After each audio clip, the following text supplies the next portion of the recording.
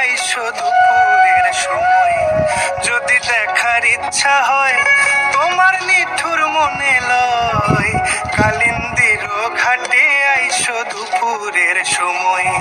আমি জল ভরিবার ছল করিয়া দেখবো নয়ন ভরিয়া, জল ভরিবার আমি জল ভরিবার ছল করিয়া দেখবো নয়ন ভরিয়া। দেখো আসিয়া আমার বন্ধু চিকন কালিয়া, দেখো আসিয়া।